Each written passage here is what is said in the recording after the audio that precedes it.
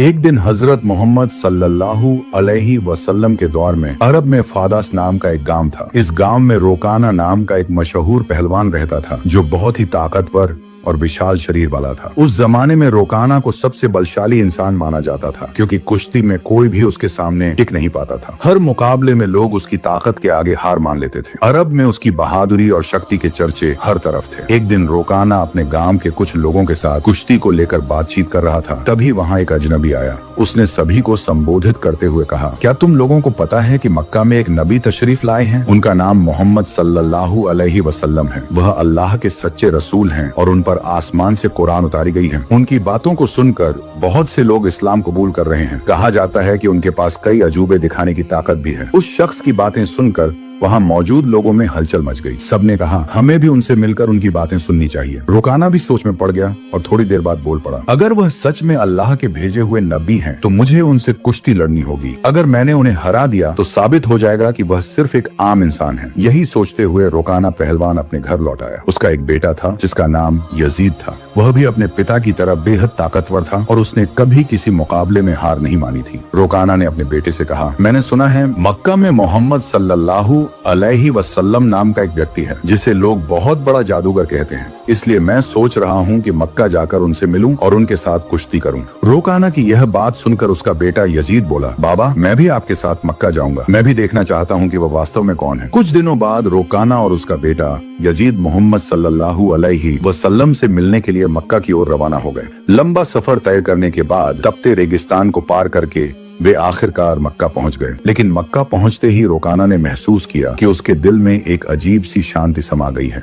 उसे यह भी महसूस हुआ कि मक्का के लोगों के चेहरे पर एक अलग ही रौनक है। ऐसा लग रहा था जैसे इस शहर का माहौल किसी अल्लाह की रहमत से महका हुआ हो। मक्का की फिजा देखकर रोकाना ने अपने बेटे से कहा, बेटा यजीद, मुझे लगता है कि यह जगह बहुत खास है। मैं अपने अंदर एक अनोखी सुकून महसूस कर रहा हूँ। यजीद ने भी सिर हिलाते हुए कहा, बाबा मुझे भी वैसा ही महसूस हो रहा है। ऐसा सुकून और ऐसा खुशनुमा माहौल मैंने पहले कभी नहीं देखा। उसी समय उन्होंने कुछ लोगों को देखा और उनके पास जाकर पूछा, क्या आप हमें बता सकते हैं कि मोहम्मद सल्लल्लाहु अलैहि वसल्लम कहाँ मिलेंगे? लोगों ने जवाब दिया, आप कौन हैं और कहाँ से आए हैं? रोकाना ने कहा, मेरा नाम रोकाना है। मैं बहुत दूर से आया हूँ और मैं एक मशहूर पहलवान हूँ। ये सुनकर लोगों ने कहा, हमारे नबी मोहम्मद सल्लल्लाहु अलैहि वसल्लम अल्लाह के भेजे हुए रसूल हैं और इस वक्त मस्जिद में मौजूद हैं। ये सुनकर रोकाना और यजीद मस्जिद की ओर बढ़ गए। जब वे मस्जिद में दाखिल हुए तो उन्होंने देखा कि एक बुजुर्ग व्यक्ति शांत और नूरानी चेहरे के साथ बैठे थे। उनके चेहरे पर एक ऐसी मुस्कान थी जो दिल को सुकून देने वाली थी। ऐसा लग रहा था जैसे वह सभी का स्वागत कर रहे हों। रोकाना ने गौर से देखा और समझ गया कि यही वही व्यक्ति हैं जिनके बारे में उसने सुना था। वह उनके पास गया और आदर पूर्वक सलाम करते हुए बोला, हे मोहम्मद, क्या आप वही व्यक्ति हैं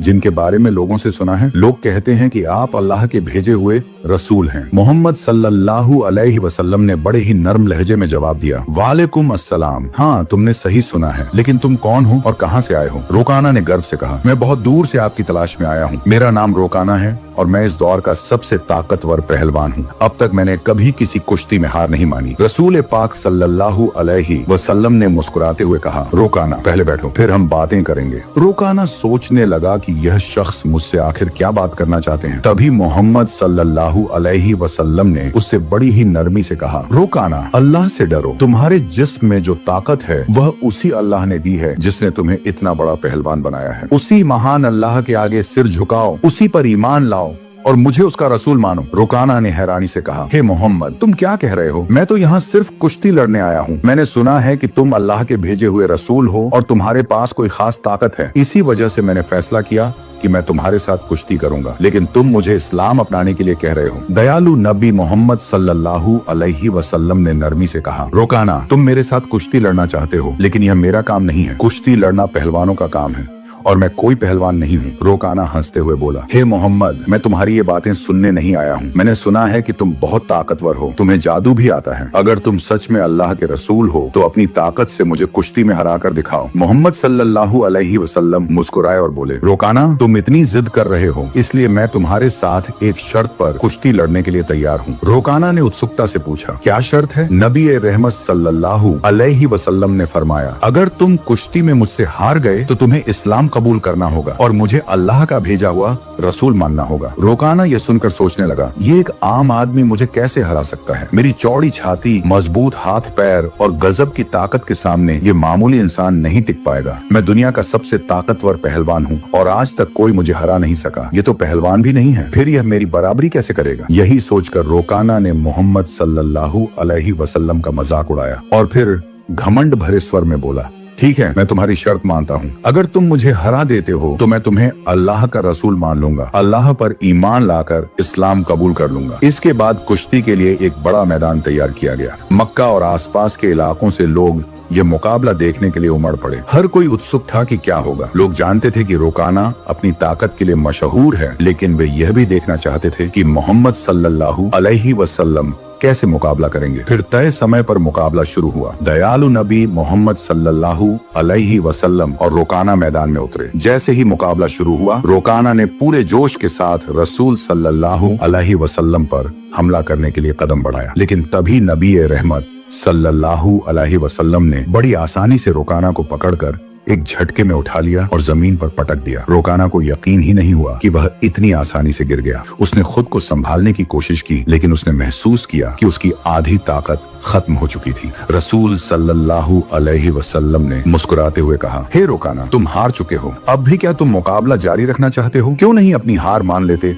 और इस्लाम कबूल कर लेते? लेकिन घमंडी रोकाना ने कहा, नहीं, ये सिर्फ एक संयोग था, मुझे एक और मौका दो, इस बार मैं तुम्हें हरा दूंगा। दयालु नबी सल्लल्लाहु अलैहि वसल्लम ने फरमाया, ठीक है, मैं तुम्हें एक और मौका देता हूँ, लेकिन अगर इस बार भी तुम हार गए तो तुम्हें अपनी हार माननी होगी और इस्लाम कबूल करना होगा। लोगों की निगाहें फिर से मुकाबले पर जम गईं। रोकाना ने इस बार पूरी ताकत झोंक दी और पूरी कोशिश की कि वह किसी भी हाल में नबी सल्लल्लाहु अलैहि वसल्लम को हरा दे। लेकिन जैसे ही उसने हमला करने के लिए कदम बढ़ाया, दयालु नबी ने फिर से उसे उठाकर जमीन पर पटक दिया। रोकाना को फिर से हार का सामना करना पड़ा। रसूल सल्लल्लाहु अलैहि वसल्लम ने कहा, हे रोकाना, अब भी क्या तुम्हें यकीन नहीं हुआ? मान लो कि अल्लाह ने मुझे सच्चाई के साथ भेजा है, अब भी वक्त है, ईमान ले आओ। लेकिन रोकाना का अहंकार उसे हार मानने नहीं दे रहा था। वह अपने मन में सोच रहा था, मैंने कभी किसी से कुश्ती में हार नहीं मानी, फिर यह कैसे संभव है कि मैं किसी ऐसे इंसान से हार जाऊं जो पहलवान भी नहीं है। इसलिए उसने फिर से नबी सल्लल्लाहु अलैहि वसल्लम से कहा, मुझे एक आखिरी मौका दो, और हमारे नबी तो रहमतुल लिल आलमीन हैं। उन्होंने फिर से उसे मौका दिया। तीसरी बार मुकाबला शुरू हुआ। इस बार रोकाना ने अपनी पूरी ताकत लगा दी, लेकिन जैसे ही वह हमला करने के लिए आगे बढ़ा, नबी सल्लल्लाहु अलैहि वसल्लम ने उसे फिर से उठाकर जमीन पर पटक दिया। अब रोकाना उठने की कोशिश कर रहा था, लेकिन उसकी ताकत जवाब दे चुकी थी। उसे समझ में आ चुका था कि मोहम्मद सल्लल्लाहु अलैहि वसल्लम कोई आम इंसान नहीं है, बल्कि अल्लाह के भेजे हुए सच्चे रसूल हैं और इस्लाम सबसे